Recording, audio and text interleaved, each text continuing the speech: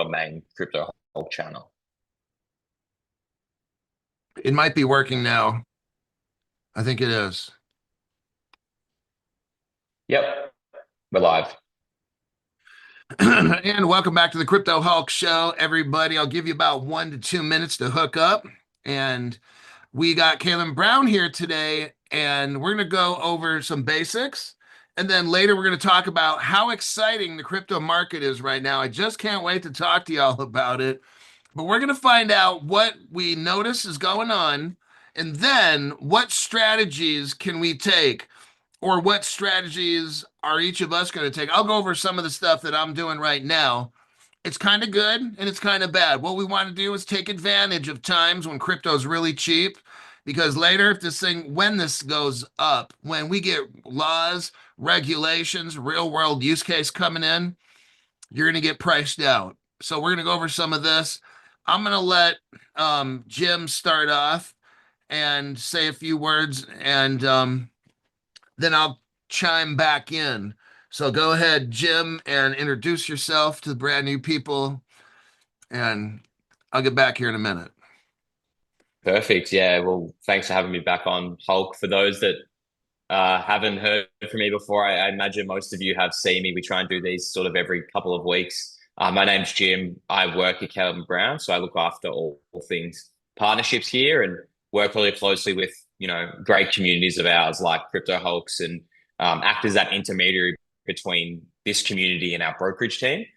So ultimately, for those that have maybe not even heard of Caleb Brown before, we're a cryptocurrency brokerage, which is quite unique and different to an exchange. So how we operate is every client gets a dedicated broker, and that broker is there to help assist you throughout your entire crypto journey with us. So they help you keep informed on what's happening in the space. They can help you with your current portfolio and ensure that it's constructed the correct way. We help our clients buy and sell over 250 different crypto assets. So again, most people on this call probably know that or have tried our service. If you haven't, I would recommend doing so. And Hulk, I don't know if you want to talk about this, but the liquidation event a few weeks ago, which was probably one of the more volatile days we've ever seen in crypto, was a really big, I guess, signifier around what we do and how we handled that versus what we saw with some of the exchanges and some of the issues people had on exchanges. And then certainly as well, I'm not sure, Hulk, if you saw the AWS global outage a few days ago as well. That was another sort of, a bit of a, not necessarily a volatile day in terms of the markets for that one, but people couldn't get access to their accounts. And again, how we handled that and how it worked out really well for our clients. And as Hulk said, there's a lot of interesting things going on at a regulatory level, at a global adoption level, and really just acquisitions and what else is, everything else that is happening in this space to help push it forward. So we'll cover on a few of those things today. And of course, if you've got any questions throughout, please put them in the chat and I'll try and address them all. So Hulk, I don't know how you want to get started, if we want to wait for a few more people to come in, but happy to chat about whatever you want to. Yeah, let's get right in. So a couple weeks ago on a Friday, I kind of just know I was at Twin Peaks restaurant, a really good fine eating establishment in Reno, Nevada. I was having the Billionaire's Burger. It was quite good. I went to look at my phone, and I What's in a noticed, billionaire's burger? well, you get like a third of a pound of really good quality beef. You get Okay. bacon that has been, they soak it like some kind of sugar, and then they put some like hot sriracha kind of chili on it. And the thing about, I guess, Twin Peaks is the waitresses. I'm not going to get into it. You'll have to go online to find that out. There are kids that go there with their parents, but you gotta be careful on the day that you go. Now I live in a gambling town, so it kind of, you know, some of the food's good. Like, I'm not lying. Like, the food is amazing, and the help is pretty amazing as well. Let me get focused here. So I'm sitting there eating the Billionaire's Burger, which was good. It's only like 17 bucks. And I'm looking at my phone. I'm like, oh my gosh, what the heck? I saw cryptos down like 50%, some of them. And I'm like, whoa. Now, what I did is I had something called Hashpack wallet. It's for like Hedera cryptos and stuff. Um, and My Caleb and Brown, generally, I make it a rule, don't touch it, because sometimes when you make very quick reactions, you screw up and you lose up. So my Caleb Brown is kind of like what I don't touch. I can always add to it and buy like I do every month, but I just can't take out. I don't like swapping and stuff. Just so that Friday, a few weeks back, 3 weeks ago, whatever it was like, wow. So I took advantage of it, and cryptos that got really hammered, some of them I wanted, so that I bought in like real deep. So for me, and then I made $500 that day. I bought something knowing that'd go back up, and it did. And that week I did pretty good. I made about $1,500 in trading or whatever. Um, but it's scary, but it's also not. And if you got like I got some stuff on MetaMask, some of these others, and it's like I know that they're gonna get hacked or something. I know that the Caleb and Brown is safe with fire blocks, and but I have my little turn and burn wallets and stuff that I just kind of sell this and buy that. And I had a lot of my members, some of them were calling me like, damn, what's going on and stuff. And it gets disheartening when you start looking at how much crypto you got and it's going down and down and down. I'm like, oh my God. But in one way, you have to look at, can you take advantage of a situation that's good or bad? So that's why I try to tell crypto hawk people is that when crypto dumps in price, then I mean, what, like right now, H bar at Caleb Brown's like 16 cents or something, And it's like 4 months ago, it was double the price, was like 30, 32. So it's kind of like I tell the people to watch my program, take advantage when something really dumps hard. Take advantage of that crypto that you wanted that's now on 50% off sale, And that's how I'm looking at it. Because if it's a good crypto, it's going back up, right? So that's what I try to do on my program is I talk about cryptos that have real world use case, and then you can go to Caleb Brown and buy them. And that's what I try to focus on. Like H bar, for instance. I mean, it's in with the government. They just had an article the other day, and Seals Q and H bar, and they're hooked up together. Seals Q is a stock, and then H bar is the crypto. And because on my program, a lot of these people will buy stocks, stock of companies that are working with cryptos, and H bar happens to be one of those cryptos. So what we're noticing is that if it's a good crypto, you're looking at a 50% off sale right now.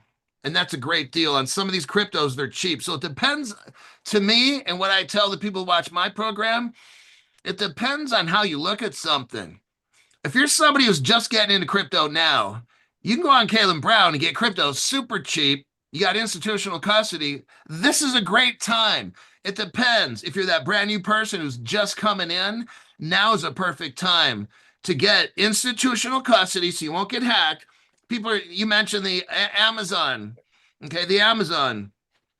If you have Caleb Brown, you got multiple sources of liquidity, you're not going to get jammed up like if you're on some of these exchanges or whatever. Um, Members have told me that on Caleb Brown, they were able to make successful trades when everybody else was jammed up and couldn't do anything at all. There you go. You got institutional custody, so I'm not worried about some little hackers and stuff trying to steal somebody's keys or whatever. I mean, so you can look at it different ways. Yeah, it's kind of messed up, but it's also good for brand new people. It's also good for somebody who's trying to buy some crypto right now and get institutional custody. So that's kind of how I'm looking at what happened. I don't quite know. I've noticed with my Grok on my phone, it doesn't act. Grok has not been the same for like 2 weeks. I try to look up cryptos, study them and stuff. Grok's acting like he doesn't know what he's doing. A lot of times I'll get no response from Grok. It'll say no response after I'm sitting there waiting for 1, 2, 3, 4 minutes.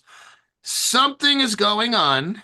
I know how, okay, I'm guessing how this ends, and this ends by and we can see it, and Jim knows it, and he can see it in the financial world. We're moving towards a blockchain system, and we're taking the legacy system and we're making a transformation into blockchain and crypto, and that will cut out all of this craziness that's happening when we get the regulations coming in, global regulations, crypto blockchains running everything, AI, artificial intelligence. It's going to be a different world. And I don't know what's going on with the Amazon. I haven't quite looked, but I don't know if Jim knows more about the Amazon thing. Yeah, so I mean, I'll touch on firstly the big liquidation event a few weeks ago while uh, Hulk was enjoying his billionaire burger, which sounds pretty tasty. I might have to visit Twin Peaks at some point when I'm back in the States. But it was one of the more volatile days we've ever seen in crypto. So it certainly wasn't. Look, this is a risk on asset, so of course we have volatile days where things go up and down, and just by the way in which leverage is used in crypto, that's quite common. This was not a very common day. So this was more, we had over 19 billion liquidations. And it was due to a few things. It was due to the Trump tariff news. That certainly didn't help the situation. It was due to the amount of leverage positions that we saw in crypto. So how leverage works is if people get liquidated in their positions, it almost results in a cascading effect because they have to sell those positions out, which makes forced selling, which forces more pressure on the downward trend. And ultimately, as well, we saw some issues with how Binance had done some things internally with a few stablecoins, which I won't jump into too much, but it ultimately meant that the market dumped when it really shouldn't have. They were pricing stablecoins incorrectly based on the rest of the value in the market. So ultimately, that led to, as Hulk mentioned, like we saw some drawdowns of 50% all the way up to 80%. It was quite short-lived because ultimately nothing had really changed in the space. Yes, tariffs aren't great from a macroeconomic perspective, but it wasn't too further along down the line that then Trump almost walked back on those comments a little bit as well. So as Hulk said, a lot of the time in those positions where people are fearful, that's when it's great to be greedy. And then when people are greedy, that's often the time to be fearful, right? Like that's kind of the Warren Buffett, the famous saying. So it actually presented as a really great buy opportunity for a lot of people. However, we saw it, the largest exchanges, a lot of them, our clients had issues purchasing on them, just simply because they weren't able to because of the demand on the platform. The spreads that were being charged were quite significant and quite gouging for a lot of clients as well. For us as a business, we were fortunate enough that we had all our brokers on deck. It was Saturday morning here in Melbourne, but a lot of us were already online and could see what was happening. So we had every single broker jump on, and we were able to facilitate trades in real time. We had a lot of clients that were able to get in at XRP at really great rates.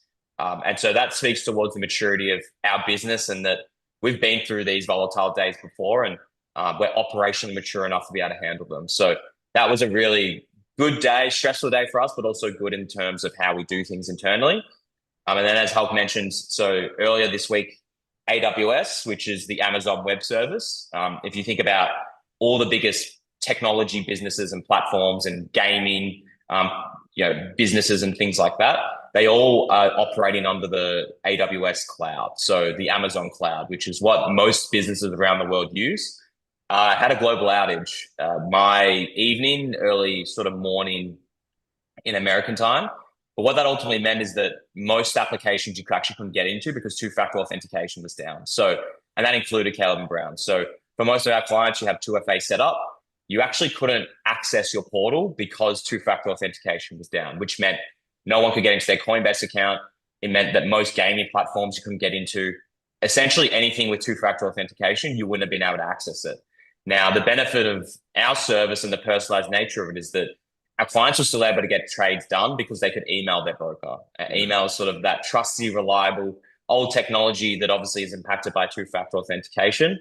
So fortunately enough, our clients were still able to operate as well. So I think that speaks towards just the brokerage model and how it's quite different to exchanges and how in periods of volatility where you either want to sell out of something really quickly or you want to buy into an asset because it's at discount, you can still get that done with us, whereas you're not necessarily always going to guarantee to be able to do that on exchanges. So An interesting couple of days for sure. But look, this is the crypto space. These things do happen. So it's good to have diversity in your options in terms of where can I buy and sell from. So yeah, that's what happened with AWS. It's all back and running normal again. But it kind of speaks towards sort of the centralized nature of using some of these large businesses like AWS as well, which is more of a global kind of issue more than anything. Okay. Let me check the chat in here. We got somebody that member for 1 month. Somebody became a member for a month. Crypto Hulk provides value. Welcome aboard. Damani. Damani. Damani sent one person a membership, which is Dutch Van Sixen. Jacob has a question. Says, if I have an LLC, can I put my crypto in with you guys? Absolutely, Jacob. So we allow clients to onboard all different types of accounts. So you can create an individual account with us. You can onboard an entity account and have that as well. And you can also have set up a trust with us. So it gives you that flexibility. So just as an example, I have my individual account with Calvin Brown. I also have a trust account, and they're within the same login, but you can toggle between the two, and they're completely different accounts with different wallets and have the different holdings. So I would say the vast majority of our clients have an LLC that they onboard with us because they want to trade through that LLC. So you have that flexibility to do that, and I would recommend setting that up if that's something you want to do. Somebody writes, hey, Jim, I transferred Linnea to Caleb and Brown today. Um, Somebody told me that, okay, so I got an email from Caleb Brown says that they have Linnea. Can you explain that whole Linnea process? Yeah, I don't know. Is it linear or linear? I don't know what the best Oh, term Linnea, is I for it. don't It know how might to be say it might that. be linear. I don't know. I could be saying it wrong. But yeah, so we listed it, I think about 3 or 4 days ago now.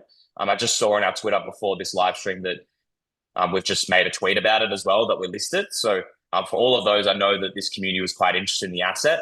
If you already hold it, you can transfer your linear from wherever you're holding it to Calvin Brown and custody it in cold storage with us.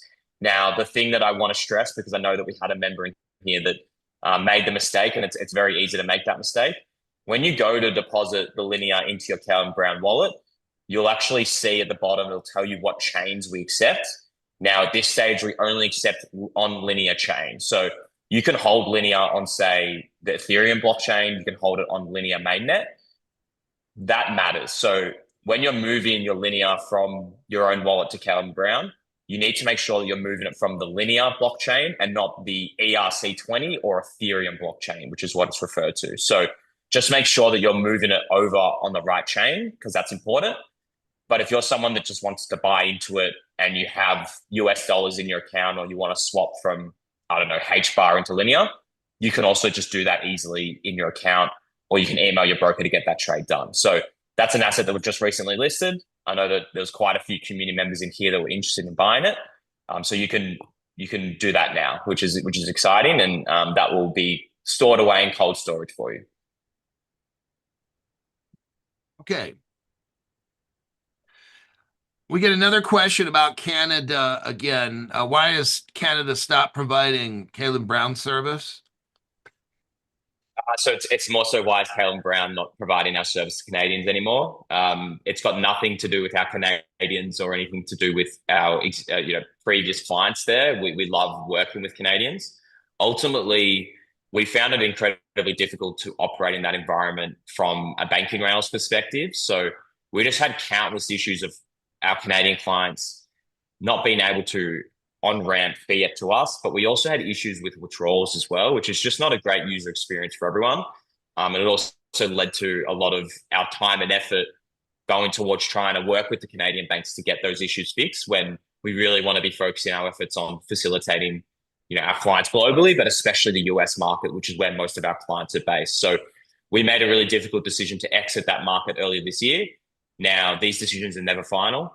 We obviously want to service the Canadian market again, but ultimately, our pathway to doing so is a little less clear than some of the other markets like the UK and New York, just simply because it's coming down to a banking rails issue more than anything. And ultimately, yeah, as much as we'd like to have sway with banks, they don't really, they just kind of operate in their own worlds. And we just found that the Canadian ones, especially, were very anti crypto. So it's a wait and see right now. Obviously, we had to offboard a lot of our Canadian clients, which was a really difficult business decision. But none of these decisions are ever final. So I don't obviously have a set timeline or anything for that, but you'll be the first to know, especially our Canadian clients, that we had to offboard if that ever changes.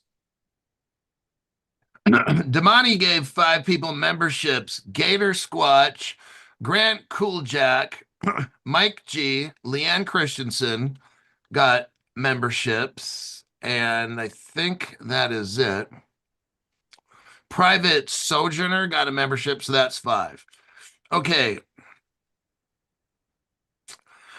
Chris Sharpie says, every time I go to Twin Peaks, I get the Billionaire's bacon with a brisket chili. It's amazing. It really is great food, I'm telling you.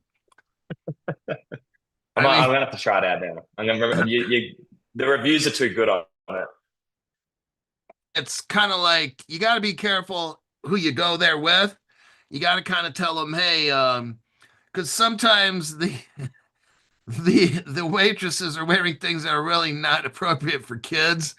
So you have to like be Okay. careful when you go there. And I don't know. I'm gonna get out of that one. Let's go out of the next question here. Someone says, Edgar Polanco, I just transferred half of my portfolio to Caleb and Brown. I've got personally about 75% of my stuff in Caleb and Brown, but congratulations, Edgar. It's a great place to keep it. Sammy Ben says, Hulk and Sharp are making me hungry. Let me see here. I'm trying to find questions. I just emailed my broker, says Chris Sharp, and he has my trade done in under 5 minutes. So that's another thing. We were talking about how different websites were going down, and you literally can just email your broker and the trade gets done like fast. And then you get confirmation that it's done, you get emailed back. So you don't necessarily need the phone app, the computer app to do it on the computer. You could just really do it through email. You can make a phone call if you want it. So you have a lot of different options with Caleb Brown to make trades. So, and I heard that a lot on my show when a lot of people couldn't make trades with their wallets, their hardware wallet, or their other wallets they got, hot wallets and stuff. A lot of people were saying Caleb Brown was making trades for me. So let's check here for more questions. The government. First thing Trump will do when the government is open is try to pass the Clarity Act. Somebody asks here, is XDC available for trading on Caleb and Brown? And that answer. Yeah, just answered that question in the chat. Yes, we list XDC, and for that client, you'll get the best rate with XDC through us. So we'll use a whole range of different liquidity pools, and we use OTC desks to get you the best rate possible. And you're not going to suffer from things like spread, which you'll be charged quite a lot at on other exchanges and things like that. So yes, you can buy XDC through us quite easily. Crypto She-Hulk has a question, says, Jim, can we change our name to a new LLC instead of making a new account and transferring everything out and then back into the new account? So it would depend if is this like a new LLC? Because if you've changed the name of an existing LLC, then that should be fine and be able to change your name. If it's a completely new LLC, no, unfortunately, we'd need you to onboard that because ultimately, as a business, we need the necessary business formation documents. We need to know who the directors of that business are. So if it's a completely new LLC, I understand it's kind of an annoying process sometimes, but we actually need to legally onboard it the correct way, which would be providing the necessary business documentation for it. If it's a If it's an LLC that's already with us that you've changed the name of, we'll probably still need the documentation of that name change, just simply because for us to change the name of an LLC, we need to legally have that documentation to be able to do so in our system. So yeah, that would be sort of the case.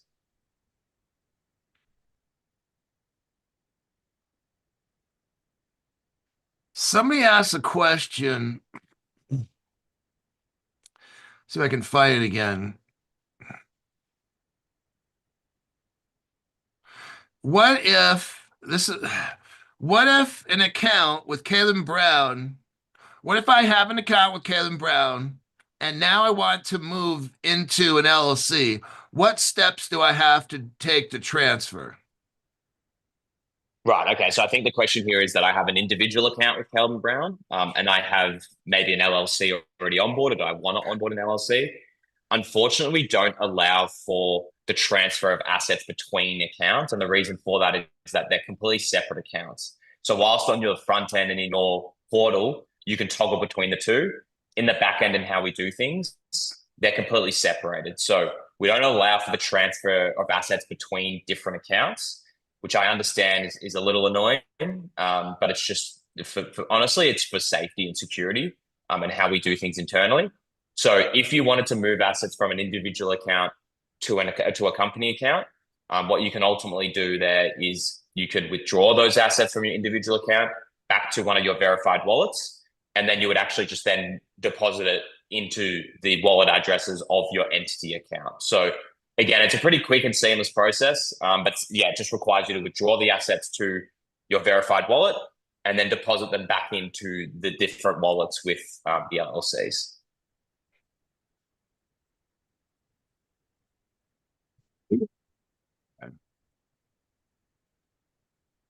What protection do we have if a broker just takes our crypto? Is there insurance? So in terms of what our internal controls allow for or don't allow for, there's never a scenario where a broker can just take your money and assets. We have a whole range of internal security procedures and processes to stop that from ever occurring.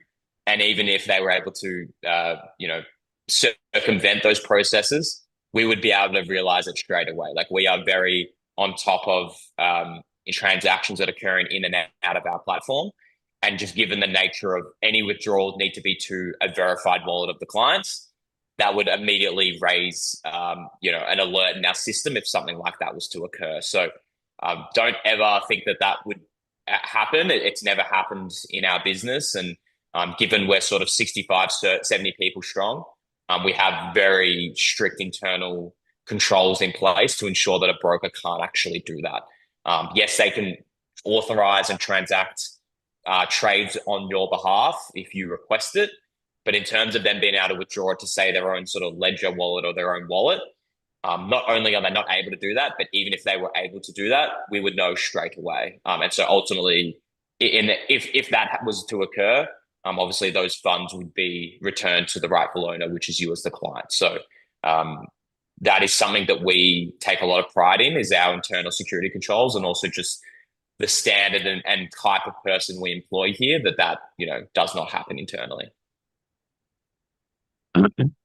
Can the accounts with Caleb and Brown be subpoenaed by any court the same way they can subpoena a lockbox? Can you say that question again? Sorry, I didn't quite understand It's it. kind of like the answer will be yes. It's kind of like if the court wants information about a Caleb Brown account, as long as the proper paperwork's done, Caleb Brown Legal is going to look it all over. And if the court requires to view or whatever, you have to give records up. Jim, what do you think about all that? Yeah, so I mean, you're exactly right. Look, we're a legally operating business, both in the Australian market, but even more importantly, in the US market. So if you're a US client, you most likely fall under our US LLC.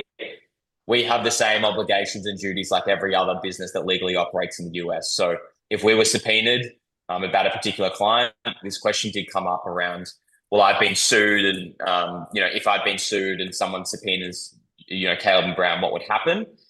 Again, our legal team would review it. Obviously, it needs to be a legitimate subpoena, and we would make sure that that's very much the case. But if it was, we have a legal obligation to be able to provide that information to the courts. That's just the law. We're never going to circumvent the law in that respect. So as long as it's a valid subpoena, we would have to legally do that. Chris Sharpie must really like Caleb and Brown. He says, Caleb and Brown has spoiled me. I am ruined. I mean, it really is. You can call him up and you can talk to him if you really have something important to ask. You get your own broker, it's free. I mean, it's Fireblocks. I'm sure it's just a no-brainer. I mean, I'm happy with it myself.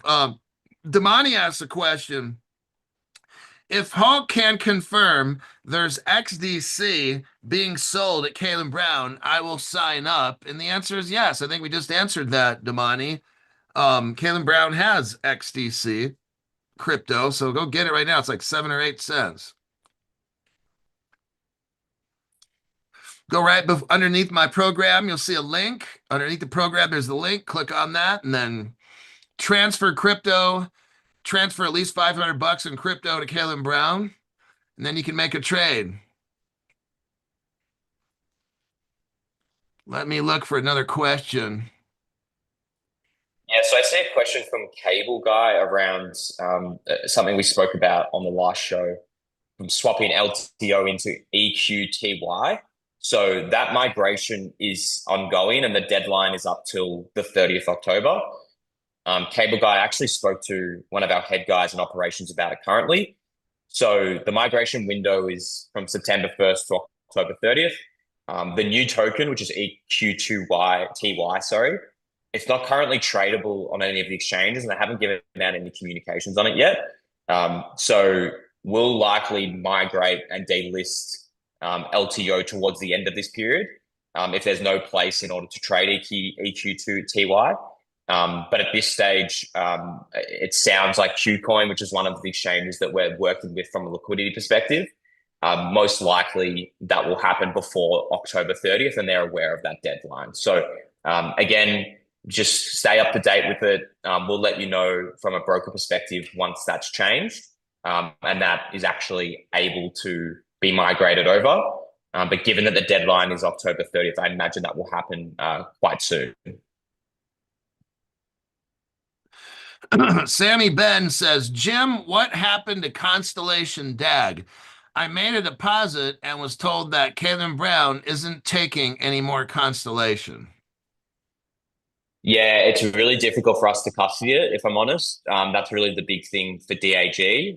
So we leave it as sell only on the platform currently, and we're not allowing for deposits. Now, if you're someone that's wanting to deposit with us to immediately sell it, we can allow that on a sort of per client basis, but it's a very unique situation.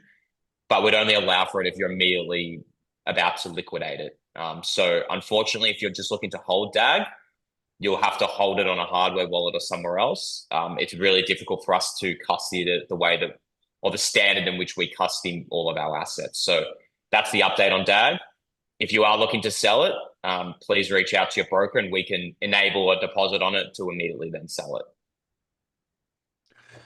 it. Andre Carter says, having a problem opening a business account with Caleb and Brown and using the paperwork from Anderson. Ask him, please, for advice. Yeah, so I mean, he's referring to Hamish Anderson, who's one of our brokers here. If you're having issues with your LLC, definitely reach out to Hamish. He should be able to help you out there, or reach out to our support team. Ultimately, we do find that a lot of people will try to onboard their LLC, but we might be missing, our onboarding team might be missing some sort of documentation that we need from you. So that's usually why there may be a hold up. But if you're still having issues, please feel free to reach out to my Twitter. So I'll put that in the link in the chat here.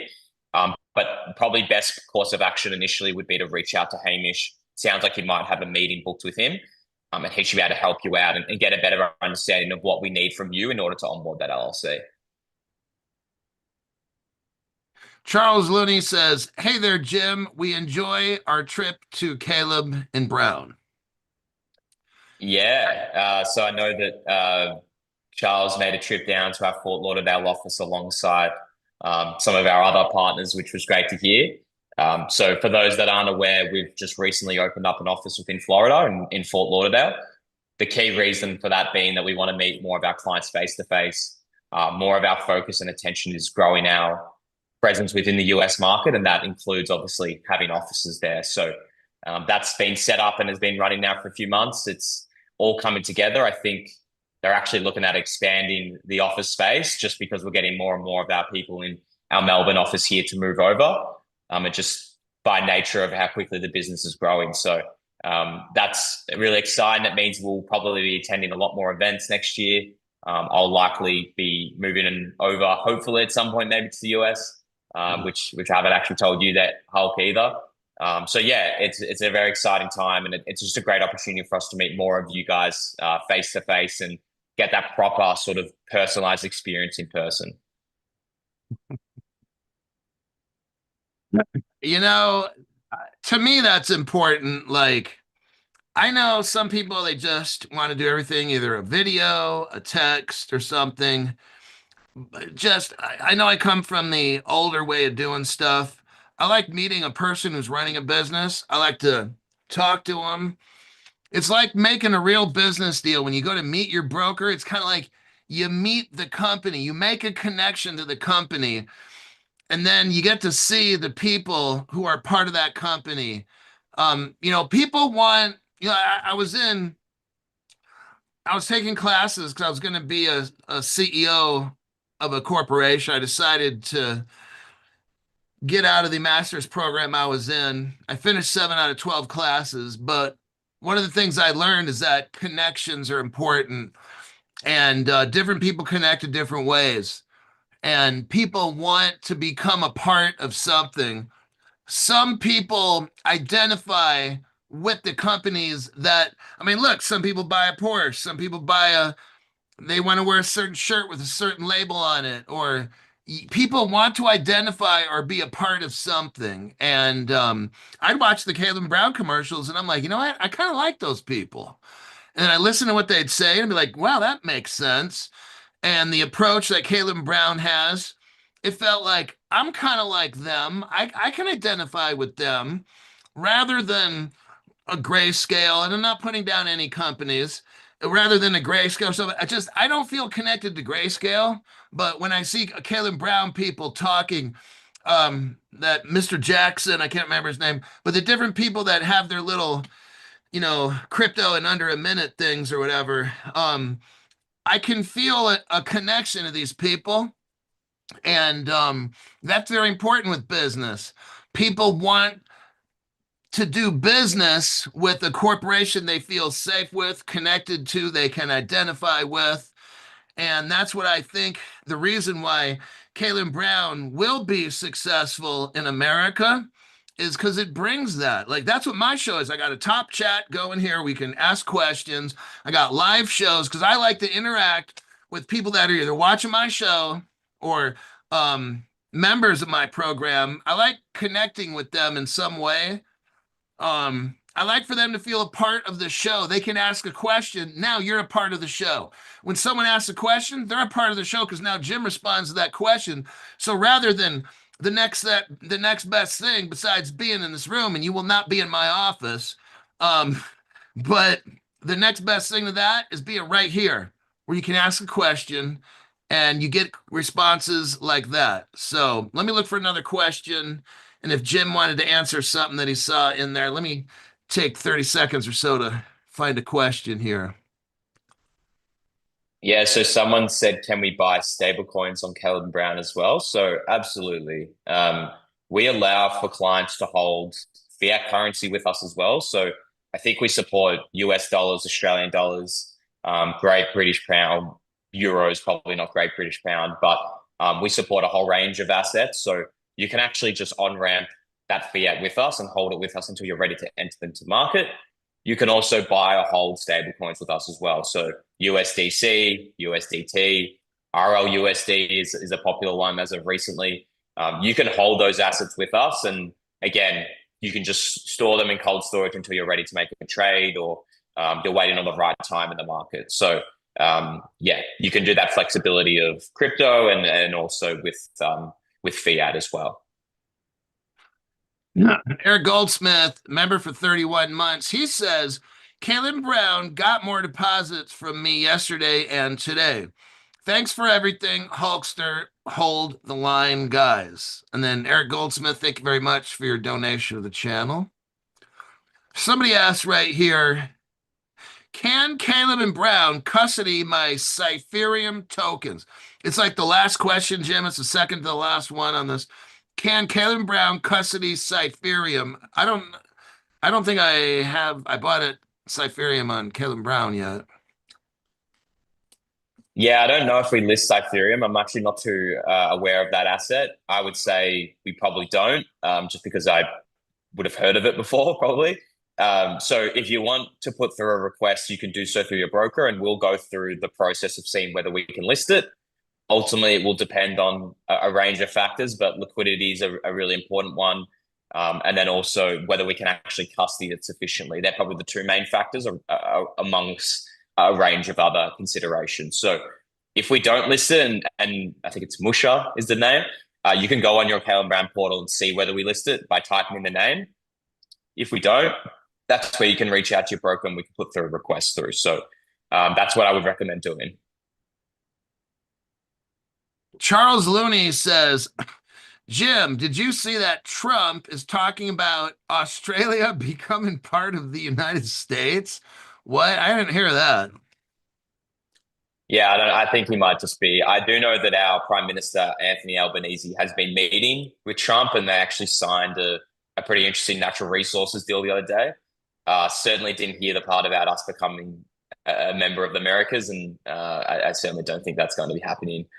So I think that might just be a tongue-in-cheek comment because I can see now he's just sent another message in asking me to answer or requesting that I answer that question. So yeah, Trump says a lot of things. I can assure you that's certainly not something that will be happening anytime soon. You know, it's kind of like they're making trade deals. Hey, now I'm just speaking for myself. I'm not even speaking for America, but I mean, Australia is like it's a cool place. I got a lot of Australians who watch my program. It's like, but their country is their country, and it's kind of like when we want to be on great terms with Australia. Absolutely, we want to have great trade deals where both sides are making money. And Americans can go visit Australia, and Australians, if they want to come here, visit America. But like, what makes it special is that's who they are. I don't want Australia to become like America. I want Australia to be Australia because if I want to get out of America and go visit a different place, it's just like me going from California to go visit New York. It's still freaking America. If I want to go visit another country like Australia, that's different. So I understand it was kind of like a joke. I think somebody out there was saying that Trump wanted Australia. Then it would stop being Australia. So it would kind of ruin the Yeah, whole thing. The whole culture of yeah. Australia would go away.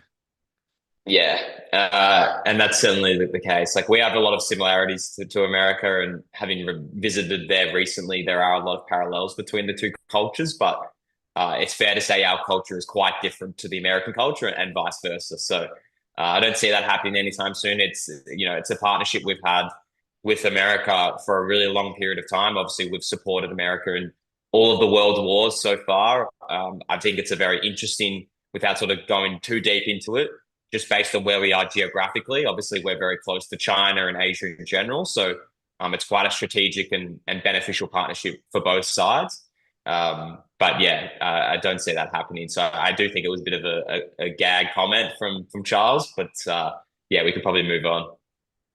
Somebody asked about transferring your crypto. Okay, so if I have a personal account, because I'm going to be doing this real soon, and then I'm going to call up Caleb Brown and say, hey, I got an LLC. You guys are going to email me whatever requirements I'm going to need. I'm going to go find whatever paperwork, email them back to you guys. And as far as the crypto that's in my Caleb Brown account, I have a choice of either, I could do it probably one at a time. I could either transfer a crypto from my personal Caleb Brown account to a wallet and then send it to my LLC account. That's probably the only way you got to do all that. So, because you can't just flip it. You got to transfer it out and then transfer it back in. So Jim, is that kind of like what you got to do basically? Yeah, absolutely correct. So, in terms of the documentation that's required, when you actually go to onboard that LLC, so when you go to add a second account, you'll actually be told, "Hey, we need, the operating agreement. We need a notarized operating agreement that has, whatever the documentation is, it'll be listed there. The main one is that we get a notarized operating agreement. So ultimately, you'll know what the kind of documentation we need, and if you provide documentation and it isn't exactly what we require, that's where our onboarding team will reach out and let you know. So again, the benefit of having your broker is if you're not 100% certain, you can reach out to them and say, hey, Sean, I'm thinking about onboarding the new LLC that I've just formed. Can you please let me know what details or what documents I need to provide to you guys to successfully onboard that LLC? And your broker will be able to provide that information for you. So it's a pretty seamless process, but in terms of actually transferring the assets over, as Hulk said, you'll need to transfer them out of your individual account to outside of Kellen Brown and a verified wallet of yours, and then deposit them back into your LLC wallet addresses. Okay, there's been some confusion, Jim. Some of the brand new people. Okay, let's say I have a Caleb Brown personal account.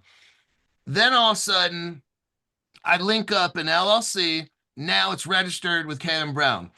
I want to take out crypto from my personal account and then put it into the business.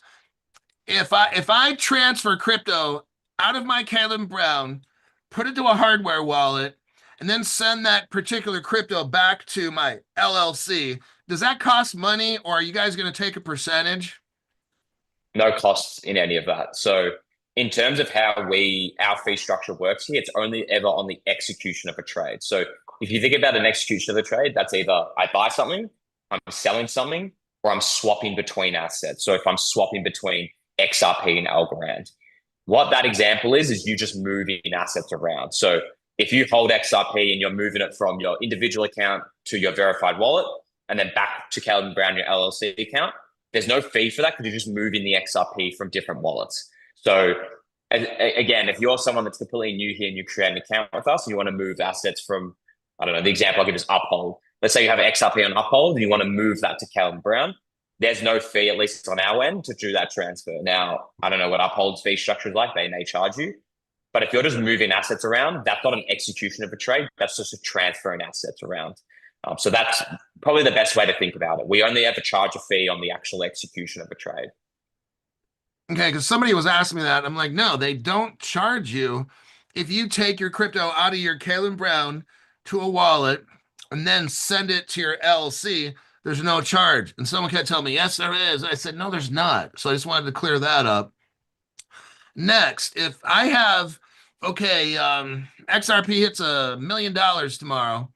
If I go to cash out part of my XRP, so there's a fee when I go to, let's say I want to liquidate $50,000 worth of XRP. If I go to hit that liquidate button and get 50,000 in cash and you guys send it to my bank, there's a fee for that, right? Yeah, so that's a sell, right? So if you Okay. wanted to sell the XRP into US dollars and then move that US dollars into your bank account, the first part of that is a trade. So you're selling XRP into US dollars. That has a fee associated with it. Okay. Again, it's a flat fee. It's very transparent on our end, so you'll know exactly how much you're getting charged. Once that's done and the XRP is now in US dollars, there'll be no more fees. So we'll Okay. withdraw that to your bank account. We'll do that all in one go, so you won't have any limits. So let's just say, again, I don't like to use Uphold all the time, but I know that they do have limits. If you were to do it on Uphold, you'd probably take you a couple days because you'd only be able to do, say, 20K a day. Whereas with us, we'll do the 50K all in one go and we won't charge you a fee for that. So again, there is a fee on swapping into the fiat to withdraw, but once it's in fiat, there's no more fees from that point onwards. So just so you guys know, let's say there's a particular crypto and your friends have money on an exchange And this particular crypto, I don't know, you got 10,000 of them or whatever it is, and this sucker goes to $1,000 a piece. And you're like, oh my God. So you want to pull out $300,000. If you have Kalen Brown, you can pull them out all at once, just like that. Okay. If you have another exchange, which I won't mention the name, if you have a nut, but Jim just did, but we don't talk about that on the program. At least I don't. Far be it from me to be condescending and disrespectful. But I want you guys to know that if you have Kalen Brown, and if something happens in crypto and a particular crypto just skyrockets in price, you're like, oh, damn, this thing hasn't ever been this price. You can cash out and get 300 grand, and they will execute that trade as quickly as they can, send all of that money to your bank account as quickly as they can. If you have another exchange, that shit ain't gonna happen. It might be 25,000 bucks a day. It's by that time, it's over. It's all over. Okay, they could take out the 25 grand, but then that next day they're gonna, sorry, that price just dumped again. All you're gonna get is 25 grand. So it would behoove you to have a minimum of half your stuff on Caleb and Brown, because if you want to bust a move real quick, you're not gonna be able to do it with another exchange. So just my advice: you can do whatever you want, but if one of my cryptos I look at in my wallet showing $1 million, I'm telling you what, man, there's a very good likelihood I'm going to sell all that right away. Just depends on what crypto it is, but you won't be able to do that in another exchange. So just be prepared for that. Let's see. Hold on. We got about maybe 5 more minutes. So if you got a question, now's the time because we got about 5 minutes. Can you send as much as you want? What's the limits at the banks to transfer? At a bank, anytime you get more than 10,000 bucks or send 10,000 bucks, they've got to do a report. So just FYI, you might want to cash out at like, now I'm not trying to tell you how to evade any kind of thing. What my friend does is when he pulls out money from the bank, he'll pull it out in increments under 10,000. And the reason for that is just so it fits in the envelope better. Okay. That's what my friend does. You might want to copy my friend. Will staking ever be available at Caleb? So this is from Kojak 1931. Will staking ever be available? If so, what assets would you allow it on first? Yeah, so at this stage, we don't have any staking mechanism or even sort of lending mechanism on our platform. We're inherently quite a boring business in that respect. We're quite risk off in terms of how we operate. So we really just custody client assets in cold storage, and we're not charging a yield or earning a yield off that. Now, that's not to say that we aren't looking into staking and lending. We know that a lot of our clients are interested in that. They want to earn a yield on their assets. Obviously, there's an associated risk with that. Nothing's ever risk-free when it comes to earning yields. So we're just doing our due diligence right now on if we were to offer staking and yield generation, how would we do it? Because it is very different between offering a yield on natively staked blockchain assets like Ethereum, which is relatively, I wouldn't say straightforward, but it's easy to do because it's actually part of the mechanisms of the blockchain, versus an asset like XRP, which isn't natively staked. And if someone's offering you a yield on XRP, it means they're actually lending out your XRP most likely. So we are looking into it. Again, I can't sort of say, I can't confirm what the actual assets would be, but most likely would be ones that we can natively stake. So things like Ethereum, things like Solana, most likely. Whereas the assets like XRP, where I know there's a lot of interest in earning yields on, that will probably come from more on the mechanism of lending and being able to do it that way. But again, we're just slowly starting to see solutions like that appear, like the Flare network. So I'd be if you are looking at staking and earning a yield on XRP specifically, I would be very cautious because it is still in its nascent phase of being able to offer that. And ultimately, there's smart contract risk and most likely counterparty risk involved as well. So at this stage, no. but we are looking into it. We obviously always want to provide innovative products for our clients, so we're very much in a wait and see approach. But certainly, once I have more tangible information around that, and we have an announcement around potentially offering it, I'll certainly make that announcement amongst this group. Chris Sharp says, LOL, Uphold only allows me 18,000 bucks a day to transfer. That's not going to work, Chris Sharpie. When you hit the jackpot in the crypto and you've got what crypto? I don't know, name crypto, whatever. You look at your wallet and that crypto goes to $1 million. Maybe you got 10,000 of them. Next thing you know, you're like, oh, damn, $1 million. If you got Uphold, according to Chris Sharpie, you can only pull out on his account 18,000 a day. Caleb Brown, no limits. Next, Sammy Bean kind of asked the same question. I'll just answer it. Is there a charge at Caleb Brown for moving your from, let's say you have a crypto and you want to move it from a cold wallet to Caleb Brown? There's no charge. If you have like a ledger device, he talks about here. If you have a ledger device and you want to transfer your whatever crypto, quarter of it, whatever, you want to transfer it to Caleb Brown, there's no charge. And then, so that's a good thing right there. They don't take a portion of it. Some places will take a portion, but they don't take a portion of your crypto. So there you go. Let me take a look here. Can we buy foreign currency on Caleb and Brown? So you can. I think we have about 6 or 7 fiat currencies that we support. So US dollars, Australian dollars, the euro.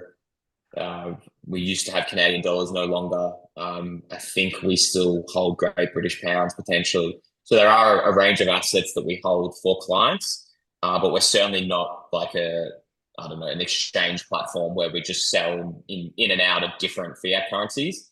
We really offer that as a way to on-ramp or off-ramp into crypto. So there are a number of assets that we list, but it's not like we list every single foreign currency that exists globally. Chris Sharp, boy, you're sure active on this. My Uphold only holds what Caleb Brown doesn't. I've got 85% of my portfolio in Caleb Brown. Chris, what I tend to do is crypto that I want to hold on to. Caleb Brown has the fire blocks and like the top 2,000 banks and financial institutions. I want my crypto that I want to hold forever or whatever. I want that in Caleb Brown. For my crypto that I want totally protected, I want nobody to hack it. None of these scams that are going around. I don't want anything. That's what I got the Caleb Brown for. Stuff that if I can buy, I can keep adding to my Caleb Brown, but I don't want a stake. I don't want staking. I don't want nothing. I want it hard as hell for someone to try to bust in and steal any of my crypto. If that brings me an inconvenience, that's what I want. I want to make it as hard as possible for anybody to come in, AI, bot, whatever, is disgruntled employee, whatever it might be. I don't care if it stops me from staking. Now, this is just me personally. If you want to stake, whatever, I don't give a fuck, whatever you want to do. Me personally, I want Caleb Brown to protect my stuff as best as they can. I don't want any kind of service where it could open up or anybody could steal my stuff. I don't want it. I want them to lock it up and keep it safe, and let's ride it out. And all the crazy stuff that's going on where people's stuff's getting stolen off wallets and stuff, I'm not worried because I know Caleb Brown's not doing nothing. And for me, if you're that kind of a customer, then that's who I'm talking to. If you're not, you should find another exchange or something. But I like it to where if I want to, if a crypto hits $1 million, I like Caleb Brown because I can call him up, whatever, email him, and get it all done at once. They're going to verify who I am, make sure it's all real, and then bam, it's done. I don't have to wait 3 weeks, a month, 45 days. What if it goes to 10 million, $20 million at 18,000? this might take me like 3, 4, 5 months to get my money out, right? Kalen Brown's not going to happen like that. So that's why I'm with the company. Hulk, you keep saying they answer the phone. They do call back. I've had it where I'd call up. I'm not saying every time. Let me see what this person's talking about. Hulk, you keep saying they answer the phone. It's not true. They do call back or email. Okay, well, I don't know what you're talking about, so I'm going to erase that question and hide you from the channel because that sounds like a bunch of dumb shit to me. Um, Yeah, I think on that comment, Joey, you're confusing USDC to US dollars. So USDC is a stable coin, which is a crypto, right? So if you wanted to swap from whatever the asset was into USDC, that's a fee associated with that because you're swapping between different assets, the same as if you were going to do that swap into US dollars. If you have an intention to withdraw those assets to your bank account, you can't withdraw with USDC. It needs to be US dollars. They're two different things, right? The bank's not going to accept the stablecoin. Maybe we'll get there one day, but not right now. So once it's in US dollars, there is no withdrawal fee. So you'll be able to withdraw that, as Hulk mentioned, and you can do so when you please. In terms of, well, my broker, I can't get him on the phone. He's not getting back to me. We are a 24/7 service business, and that means via email. So if you ever need to get a trade done or executed, you can always email your broker, and there's always someone in his inbox. However, the broker is only available for calls when he's actually online and he's not asleep, right? So usually we say to clients, if you want to speak to a broker, they have consultation links, and we usually recommend you set up a time to speak to them because naturally they have a lot of people that they're working with, and usually people set up times to talk to their broker. So does that mean they won't always pick up when you call them? Of course not. If they're available, they will. But if they're in the middle of a meeting with another client, they're not going to take that phone call and be readily available, right? So it's just about getting the expectations in line in terms of when I can actually contact them. If it's via phone call and you want one, we very much encourage you to organize a time to speak to your broker where they can dedicate their full attention and focus to you. So I hope that answers your question. Ultimately, that is how we operate and do things here. And that's how most of our clients really enjoy using our services.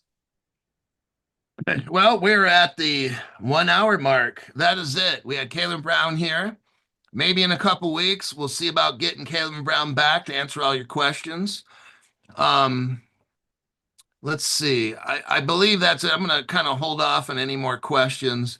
We've been on about an hour, and I'll encourage you guys in about a couple weeks on a Thursday-ish is generally when we have these every other week. I will see everybody later. And Jim, thanks for showing up, and I'll see you in a couple weeks. All right. Yeah, thanks for having me on. And if anyone has any other questions that maybe didn't get answered, I've just put my Twitter in the chat. Please feel free to DM me on there if there's a question that wasn't answered today. And as Hulk said, I'll look towards, probably coming on again in a couple of weeks. We usually try to do these every couple of weeks. So you can also just attend that next session. But yeah, thanks for having me on, and have a good night, everyone. All right, everybody. See you later.